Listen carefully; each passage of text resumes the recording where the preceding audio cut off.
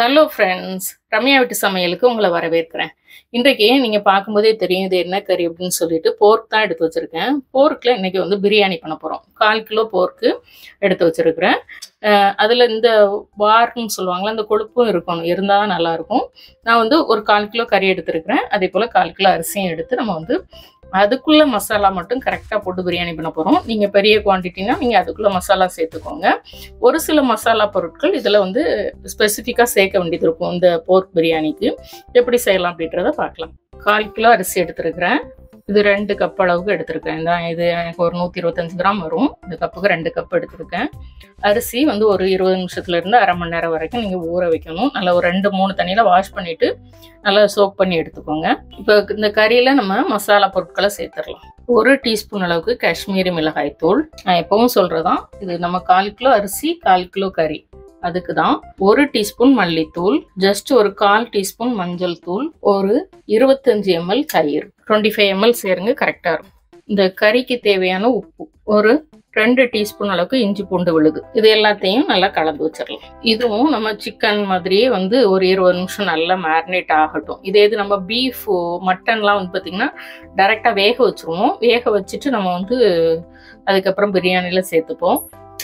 Chicken வந்து நம்ம marinate பண்ணி பிரியாணியில் சேர்ப்போம். இதுவும் அதே மாதிரி தான், ஒரு 20 நிமிஷம் மேரினேட் ஆகட்டும். கறி மேரினேட் பண்ண வச்சு 20 நிமிஷம் ஆனோன்னு நான் ஸ்டவ்வை பற்ற வச்சுக்கிறேன். போர்க்கை பொறுத்தளவுக்கு சிக்கன் மாதிரியே தான், நல்லா மேரினேட் ஆகிருந்தால் தான் உங்களுக்கு வந்து நல்லா சாஃப்டாக டெண்டராக இருக்கும். இப்போ ஒரு 3 டீஸ்பூன் அளவுக்கு எண்ணெய் சேர்த்துக்கிறேன். ஒரு பிரியாணி இலையை கிள்ளி சேர்த்துக்கலாம். ஒரு சின்ன துண்டு பட்டை, ஒரே ஒரு ஏலக்காய், 3 கிராம்பு கொஞ்சம் பொரிய விட்டுட்டு சோம்பு கண்டிப்பாக சேர்க்கணும். ஒரு 1/2 டீஸ்பூன் சோம்பு சேர்த்துருக்கேன். இந்த பிரியாணிக்கு கண்டிப்பாக சேர்த்தா தான் நல்லாயிருக்கும். பொரிய விடுங்க. பொரிஞ்சதும் நம்ம மேரினேட் பண்ணி வச்சிருந்தோம்ல இந்த கறி, அதை சேர்த்துட்டு அது கூட ஜஸ்ட் ஒரு 50 கிராம் வெங்காயம், புதினா இலை ஒரு 10-15 சேர்த்துக்கோங்க. 2 பச்சை மிளகாய், தக்காளி ஒரு 50 கிராம். மூடி போட்டு நல்லா வேக விட்டுருங்க. இப்போதைக்கு தண்ணி எதுவும் சேர்க்க வேண்டாம். கறி வேகலை அப்படின்னா தான் நம்ம வந்து அதுக்கப்புறம் கொஞ்சம் தண்ணி சேர்ப்போம். இப்போதைக்கு மூடி போட்டு விட்டுருலாம். நல்லா வெந்து வரட்டும். பிரியாணிக்கு ஒரு பக்கம் கறி வெந்துட்டு இருக்குது. இதுல கொஞ்சம் எண்ணெய் சேர்த்துக்கலாம். ஒரு 3 டீஸ்பூன் அளவுக்கு எண்ணெய் சேர்த்துருக்கிறேன். இதுல வெங்காயத்தை நம்ம பொரிச்சு தான் போடணும். ஒரு 200 கிராம் வெங்காயம், 1/4 கிலோ அரிசிக்கு ஒரு 200 கிராம் வெங்காயம் சேர்த்துருக்கிறேன். இது நல்லா டீப் ஃப்ரை ஆகட்டும். ஆக்சுவலி நம்ம நிறைய எண்ணெய் ஊற்றி டீப் ஃப்ரை பண்ணி எடுக்கணும். நான் வந்து இதுலேயே அழகாக பொரிஞ்சு வந்துடுறதுனால நான் 3 டீஸ்பூன் எண்ணெய் ஊற்றி நான் அது வந்து நல்லா ஒரு 80-90% நான் வந்து இதை வந்து நல்லா ஃப்ரை ஆகிற வரைக்கும் விட போகிறேன். இல்லை நீங்கள் டீப் ஃப்ரை பண்ணி எடுக்கணும்னா எடுத்துக்கோங்க. இதுவும் ஃப்ரைட் ஆனியன் மாதிரியே வந்துடும் இந்த கடாயில் பண்ணும்போது. இது பொரிஞ்சிட்டு இருக்கட்டும். கறி பார்த்திங்கன்னா இன்னும் வெந்து வரல. இன்னும் நான் அப்படியே விட்டுட்டேன், கொஞ்சம் அப்படியே பிடிச்சிருச்சு, இன்னும் வேகணும். அதனால நான் என்ன பண்ண போகிறேன், நீங்கள் குக்கரில் வச்சு எடுக்கிறது ஈஸின்னு நினைக்கிறேன்.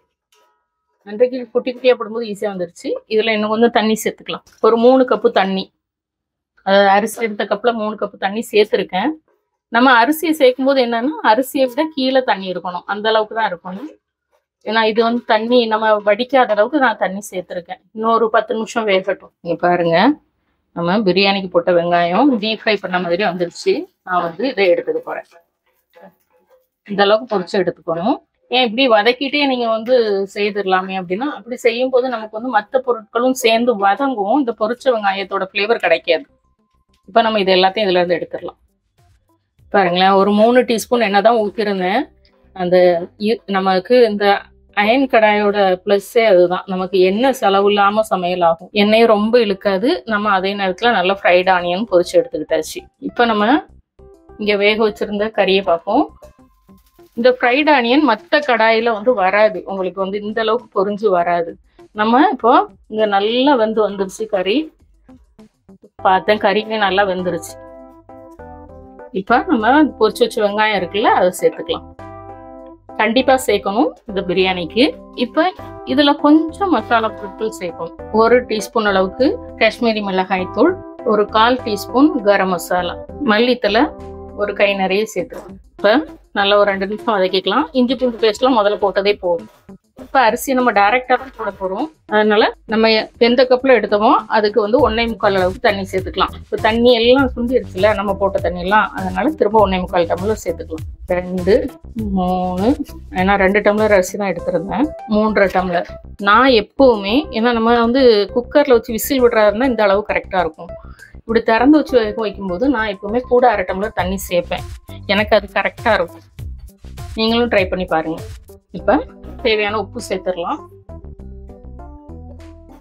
வெங்காயம் பொரிச்சோம்ல அந்த கடாயில் உள்ள எண்ணெயை நான் சேர்த்துக்கிறேன். இப்போ நல்லா கொதிச்சு வரட்டும். ஒரு 2-3 நிமிஷம் நல்லா கலகலன்னு கொதிச்சிச்சு. நம்ம வந்து அரிசியை சேர்த்துடலாம். சேர்த்துட்டு உப்பு எல்லாம் செக் பண்ணிக்கோங்க. எலுமிச்சம்பழம் கண்டிப்பாக சேர்க்கணும். அதாவது எலுமிச்சம்பழம் ஜூஸ் கண்டிப்பாக சேர்க்கணும். இதை கலந்து விட்டுக்கலாம். கொதிச்சு மேலே வரட்டும். இதில் கீலாம் சேர்க்காதீங்க, நல்லா இருக்காது. ஒரு பெரிய எலுமிச்சம்பழத்தில் ஒரு 1/4 தான் எடுத்து வச்சுருக்கேன். அதாவது 1/3 அப்படின்னு வச்சுக்கலாம். ஆனால் வந்து 1 டீஸ்பூன் அளவுக்கு எலுமிச்சம்பழம் ஜூஸ் ஊற்றிக்கணும். இவ்வளோதான். நீங்கள் அளவுன்னு பார்த்தீங்கன்னா 1 டீஸ்பூன் தான் வரும். அந்த அளவு எலுமிச்சம்பழம் ஜூஸ் என்ன பண்ணும் தெரியுமா? எத்தனை பேர் தெரிஞ்சுட்டு சமையலில் சேர்க்குறீங்கன்னு தெரியல. புளிப்பு சுவை கொடுக்கும், அது எல்லாத்துக்குமே தெரியும். எல்லா சுவையும் சேர்த்து கொடுக்கும். இதில் போட்டிருக்க உப்போ அரைப்போ அந்த கறியில் இருக்க ஒரு ஃப்ளேவர் எல்லாத்தையும் சேர்த்து கொடுக்கும். அதுதான் அதனுடைய வேலையே. கண்டிப்பா சேர்க்கணும். அரிசி கொதிச்சு மேல வரட்டும். கொஞ்சம் மேல வரும். அரிசி கலந்து விட்டு பாருங்க. அப்படி கலந்து விட்டோன்னா அரிசி மேல நிக்கணும். அங்கங்க தெரியணும்.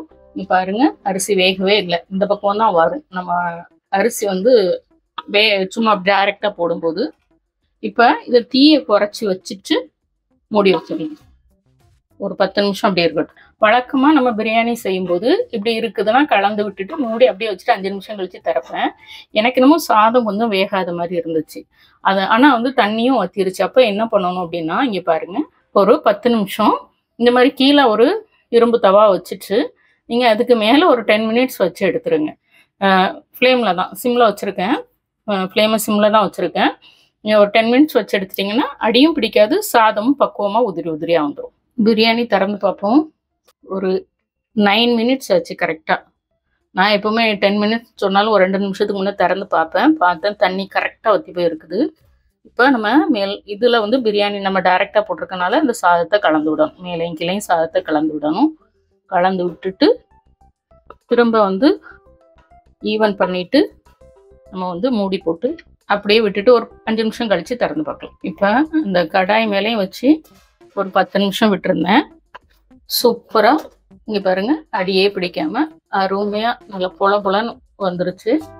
இந்த கலர் இப்படி ஒரு டார்க்கா இருக்குல்ல, இதுக்கு காரணம் அந்த பொரிச்ச வெங்காயம் தான். ஏன்னா வழக்கமா போடுற பொருட்கள் தான் நம்ம போடுறோம். இந்த பொரிச்ச வெங்காயம் அப்புறம் சோம்பு கண்டிப்பா போடணும்.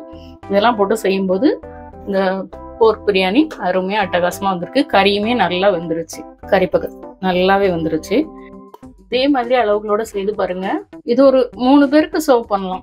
இந்த அளவுக்கு நமக்கு வந்து 1/4 கிலோ சில பண்ணாலே நமக்கு ஒரு 3 பேருக்கு சர்வ் பண்ணலாம். அதாவது குறைவா சாப்பிட்றவங்களுக்கு. நிறைய சாப்பிட்றவங்கள நான் சொல்லலை. இப்போ நம்ம சூப்பும் இன்னைக்கு வச்சிருக்கோம். அதனால இந்த இது நல்லா இருக்கும் சேர்த்து சாப்பிட்றதுக்கு. ரம்யா வீட்டு சமையலுக்கு சப்ஸ்கிரைப் பண்ணுங்க, ஷேர் பண்ணுங்க, வீட்டில் சமைச்சு சாப்பிடுங்க, வீணாக்காம சாப்பிடுங்க. மீண்டும் புது வீடியோல சந்திக்கலாம். பாய்.